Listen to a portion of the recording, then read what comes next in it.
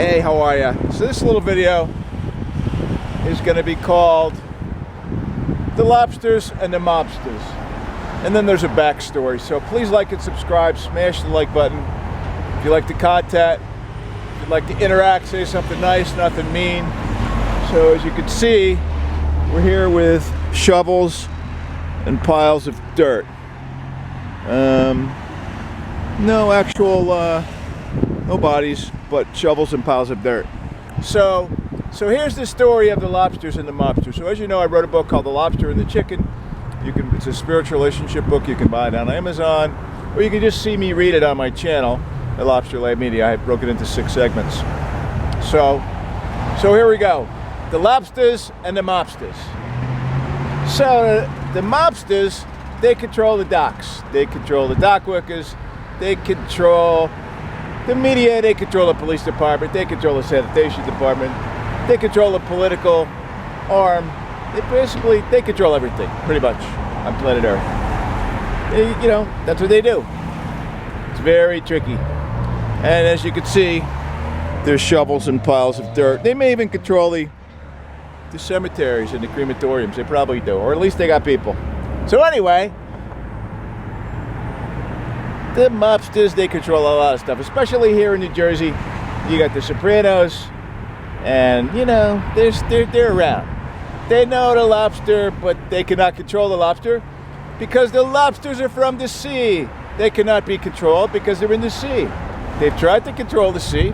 They control the docks, they control the dock workers, they control the shipping lanes, but they don't control the sea.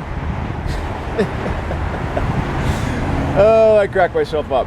So anyway, this came to play because of a backstory.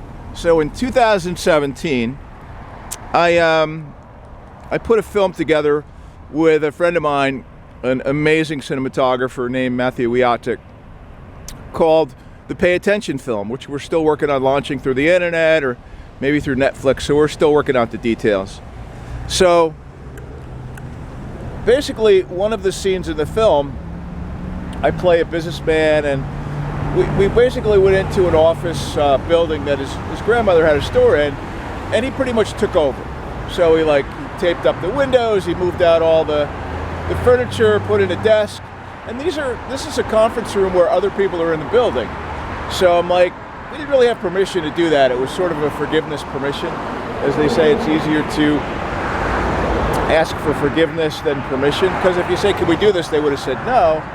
And after we did it, we're sorry we did that. So anyway, a couple days later after we did our bit, we were in there filming all day, and the few people that were in the office were like, what are you guys doing? And whatever. So anyway, a couple days later, we're going back to his grandmother's store.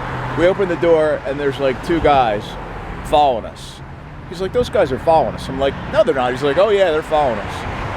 So we beelined it into his grandmother's store, sat down, and they come in behind us, right?